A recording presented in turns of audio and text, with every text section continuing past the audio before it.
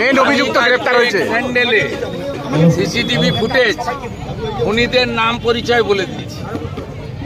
আমি একটু আগেই বলছিলাম, আগে দুটো তৃণমূল ছিল, আদি আর নব। ভাইপো আসার পরে নব হয়েছে, লালচুল কানেদুল। এখন আরো দুটো তৃণমূল, আক্রমণকারী আর আক্রান্ত। মারছে ওরা, মরছে ওরা। বিজেপির কোনো দরকার নেই, বিজেপির লোকরা এসব করে না। আমরা হিন্দুরা, সনাতনীরা, আমাদের বন্দুক হাতে ধরার কোনো দরকার নেই। ইট পাথর আমরা ছুড়ি না, আমরা ফুল ছুড়ি। ওরা ইট পাথর ছোড়ে, আমরা এগুলো করতে পারি না।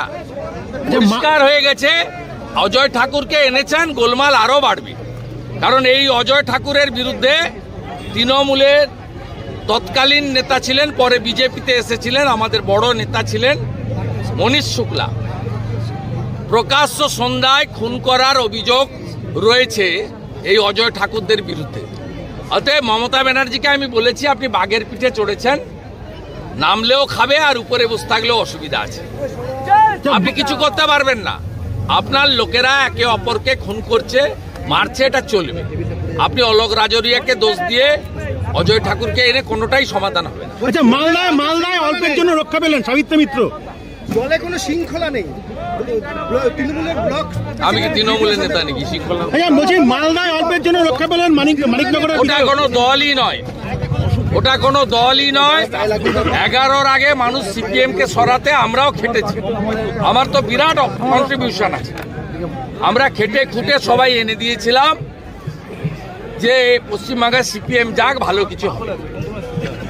সিপিএম কে সরিয়ে বিকল্প শক্তি হিসেবে উনি এসেছিলেন, ওনার ক্রেডিটে উনি আসেননি। ওরা কোনো দলই নয়। আমি তো আপনাকে বলছি, অল আর ল্যাম্প পোস্ট একটাই পোস্ট। ওটা একটা কোম্পানি, বিভিন্ন স্তরের কর্মচারী রয়েছে, আংশিক সময়ের কর্মচারী, অস্থায়ী কর্মচারী, চুক্তিভিত্তিক কর্মচারী, চতুর্থ শ্রেণীর কর্মচারী, তৃতীয় শ্রেণীর কর্মচারী, দ্বিতীয় শ্রেণীর কর্মচারী এবং ম্যানেজমেন্টের কর্মচারী। আচ্ছা, মালদায় আজকে অল্পের জন্য রক্ষা পেয়েছেন মালদার বিধায়ক। সাবিত্রী মিত্র গাড়ির ধাক্কা পেয়েছে অন্য গাড়িতে, বিধায়ককে গাড়ি ফলো করছিল, সেখানে বলছে মেরে ফেলার চক্রান্ত। সাবিত্রী মিত্র বলছেন না, মুখ্যমন্ত্রী তার নিজের দলের এমএলএ মন্ত্রীদেরকে, নেতাদেরকেই প্রোটেকশন দিতে পারছেন না।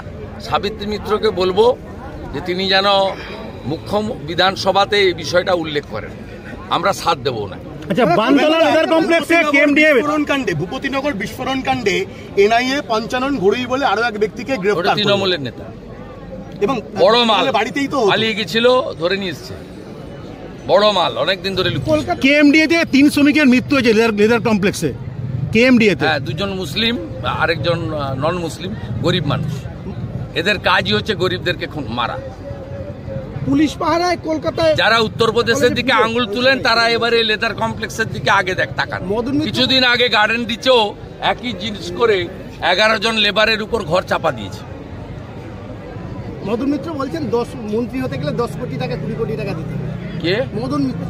আমি এই ধরনের বহু গুণে গুণান্বিত যে সমস্ত মুখপাত্র, তাদের সম্পর্কে বলি না।